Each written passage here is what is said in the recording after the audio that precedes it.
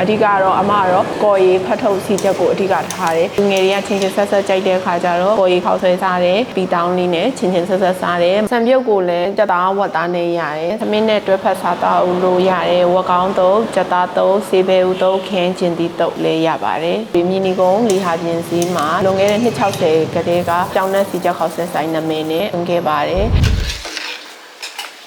အခုဆိုရင်အမဒီကော်ရီခောက်ဆွဲပေါ့နော်အဓိကကော်ရီခောက်ဆွဲဆိုရင်ကြတော့အမအယိုးပြုတ်ရည်ကိုပထမရှိတရက်ည6နိုင်9နိုင်လောက်ခလဲကအမအယိုးပြုတ်ထားလိုက်တယ်အယိုးပြုတ်ရည်ပြုတ်ထားလိုက်တယ်ဟိုအယိုးပြုတ်ရည်ရပြီဆိုတာနဲ့အမကော်ရီစကြိုရပေါ့နော်အဲ့ဒါကိုအမ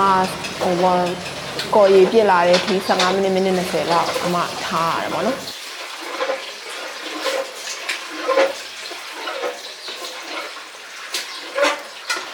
ပေါ့နော်အဲ့အယိုးပြုတ်ရည်ရပြီဆိုရင်အမအဲ့အယိုးပြုတ်ရည်ထဲမှာကျော်နေရထည့်တယ်ကျော်နေရထည့်တယ်ကော်မှုန်ထည့်တယ်ဘဲဥထည့်တယ်ပေါ့နော်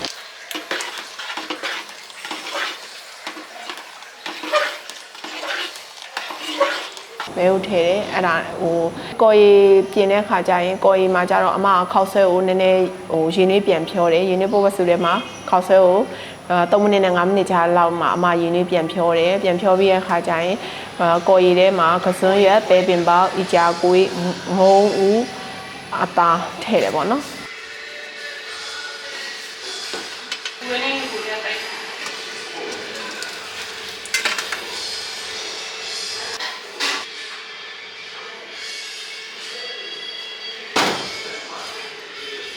အမဒီမှာတော့အမကော်ရီအဓိကတော့အမကော်ရီပေါ့နော်ကော်ရီကတော့အမဆိုင်မှာစားများတယ်ဒီကြိုက်လည်းများတယ်ကော်ရီကိုကြတော့အမတို့ကငပိတောင်းလေးနဲ့တွဲစားရတာဟိုများတယ်ပေါ့တွဲစားတာကြိုက်တယ်ပေါ့အဲ့ဒါလူကြီးတွေရောလူငယ်တွေရောကြိုက်ကြတယ်ဟုတ်ကော်ရီချိုလေးနဲ့ကိုငပိချင်းချင်းဆက်ဆက်ကလေးနဲ့တွဲပြီးစားနေကြတာကြီးသဘောကျကြတယ်ပေါ့စီချက်ကိုကြတော့အမကဟင်းချိုရည်ကြီးပဲငယ်ပြားရည်ကြီးနဲ့အမဟိုနေတယ်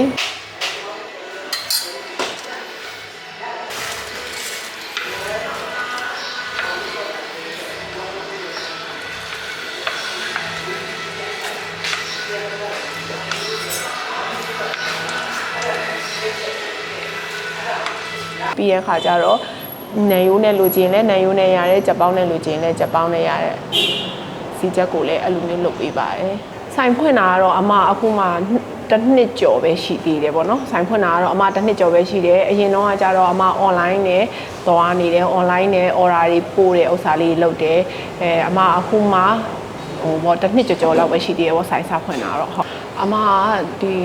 ဆိုင်လေးကတော့ဟိုအဖိုးတွေဖွားတွေလက်ထက်ခရေလွန်ခဲ့တဲ့260ခရေကအဖိုးတွေဖွားတွေလုပ်ခဲ့တဲ့ဆိုင်လေးပေါ့နော်အဲ့ဒီဥစ္စာကိုညီးတယောက်အနေနဲ့အမဆက်လုပ်ချင်တယ်ဆိုတဲ့စိတ်ကူးလေးနဲ့အမမနှစ်ကတော့အင်းဝလန်းမှာအမဖွင့်ခဲ့တယ်အခုအင်းဝလန်းကပြီးတော့အင်းဝလန်းမှာဖွင့်ခဲ့ပြီးတော့အခုဒီမာကလန်းဘက်ကိုအမပြောင်းလာလိုက်တာပေါ့12ရက်ကွက်မာကလန်းပြောင်းလာလိုက်တာပါစီချက်တို့ကော်ရီတို့ကိုအမကြက်သားဝက်သားနဲ့လည်းရတယ်ကြက်ပေါင်းနံရိုးပေါင်းနဲ့လည်းရတယ်ပေါ့နော်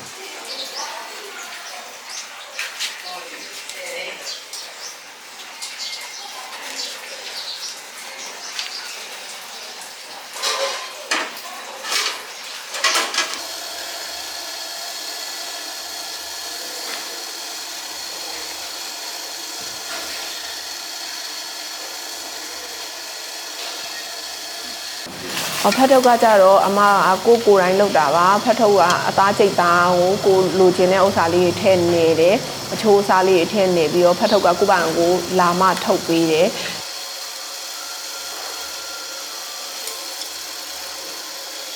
မာလာဖတ်ထုတ်စီချက်ကတော့အမမာလာနှစ်ကိုအမစိတ်တိုင်းကြအမလိုချင်တဲ့ပုံမှန်တရံလေးအမပြင်လိုက်တယ်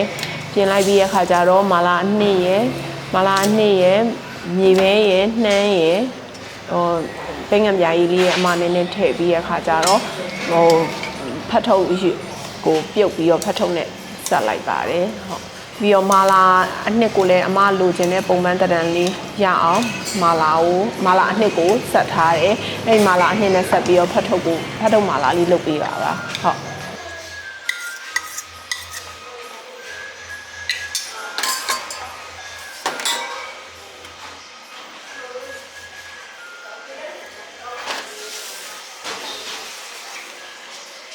တ်ထုတ်အိုကက်ကျော်လေးကတော့အမားတို့ကိုယ်တိုင်လှုပ်ထားတဲ့အသားနဲ့ပဲလာမအမားထုတ်ပေးတယ်အရင်ဆုံးပေါင်းပြီးတဲ့အခါကျတော့အမားပြန်ပြီးတော့ကြော်ပေးတယ်ပေါ့ဟုတ်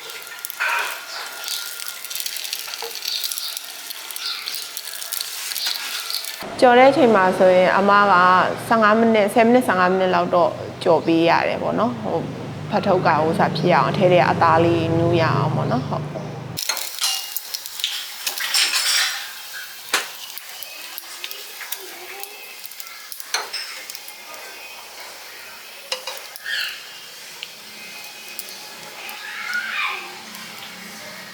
ဆန်ပြုတ်ကိုလည်းကြက်သားဝက်သားနဲ့ရတယ်ဆန်ပြုတ်ကလည်းအမဆန်ပြုတ်ဒီအယိုးပြုတ်ရည်နဲ့ပဲအမပြုတ်ပေးထားတယ်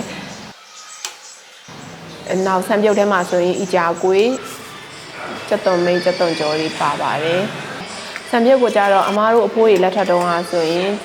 ကြက်သားတုပ်တူဝက်ခေါင်းတုပ်တူဝက်သားတုပ်တူနဲ့စားကြတယ်အရင်တော့ဆိုရင်အဖိုးတွေလက်ထက်တုန်းကဆိုဘဲသွေးတုပ်တူဘာလို့နဲ့စားကြတယ်ပေါ့နော်အခုနောက်ပိုင်းမှာကြတော့အမားတို့ကကြတော့ဒီဝက်ခေါင်းတုပ်လေးနဲ့ကြက်သားတုပ်လေးနဲ့တွဲစားလို့ရအောင်အမဆိုင်မှာတင်ထားပါတယ်ဟုတ်ဝက်ခေါင်းတုပ်ကကြတော့အမ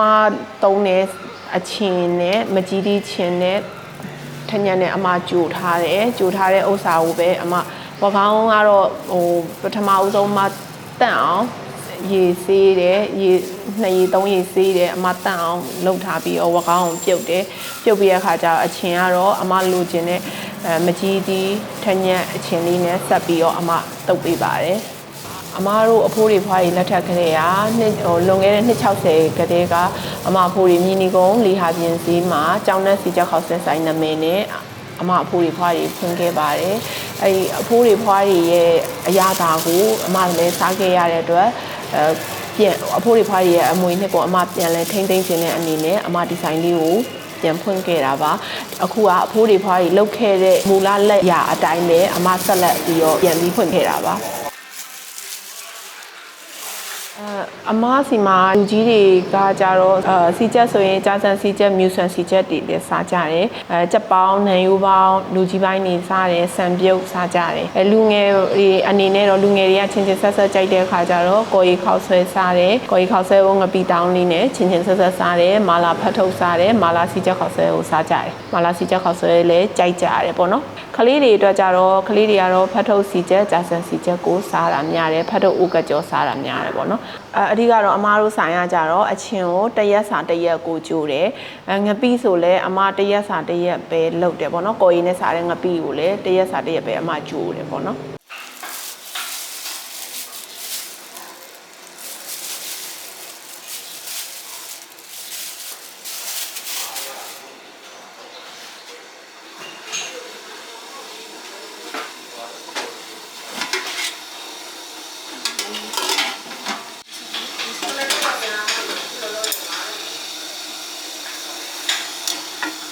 မီနူးကတော့အဓိကတော့အမကကော်ရီစီချက်ဖတ်ထုတ်ကိုအဓိကဆန်ပြုတ်ပေါ့နော်အဲ့ဒါကိုအဓိကထားတယ်ကျန်တဲ့အုံလုံးခေါက်ဆွဲနန်းကြီးတုပ်စိတ်လက်ဖက်ထမင်းတုပ်ဆေးပဲဥတုပ်တို့အဲ့ဒါကြီးလည်းရတယ်ပေါ့နော်အဓိကတော့အမကတော့ကော်ရီဖတ်ထုတ်စီချက်ကိုအဓိကထားပြီးရောင်းတာပေါ့ဟုတ်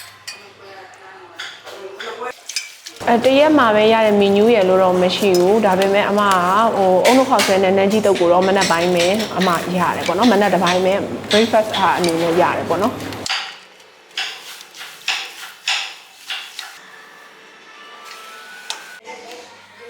ဆိုင်ဖွင့်ချိန်ကတော့မနက်9နာရီခွဲလောက်ဆိုရင်အမရပြီညဆိုရင်9နာရီထိဖွင့်တယ်ပိတ်တဲ့ရက်ကတော့လတလလုံးရင်23ရက်နေ့ဆိုရင်အမဆိုင်တရက်ပိတ်တယ်ပေါ့နော်ဟုတ်ခုလောလောဆယ်အမဒီဘက်မှာဆိုအော်ရာကြီးတွေဆိုရင်တော့အမကို2ရက်လောက်ကြိုပြောရင်ရတယ်2ရက်လောက်ကြိုပြောရင်အမလုတ်ပေးတယ်အော်ရာသေးတွေအတွက်ဆိုရင်တော့အမဒီဘက်ကရင်ပြီးတော့အမ delivery နဲ့ပို့ပေးရပေါ့နော် delivery လေးရှိပါတယ် delivery နဲ့ပို့ပေးပါတယ်ဟုတ်သမင်းနဲ့တွဲဖက်စားတော့လို့ရတယ်ဝက်ကောင်းတုပ်ကြက်သားတုပ်ဆေးပဲဥတုပ်ခင်းကျင်တီတုပ်စိတ်လက်ဖက်ထမင်းတုပ်ရွရွလက်ဖက်ထမင်းတုပ်လည်းရပါတယ်လိပ်စာကတော့605ကကြီးမာကလန်12ရက်ကွက်တောင်းကလာပါမြစ်တာလန်ငါရင်ဝင်ရင်ဆေးရုံရှိမှတ်တိုင်မှာဆင်းရင်ပူနီးပါတယ်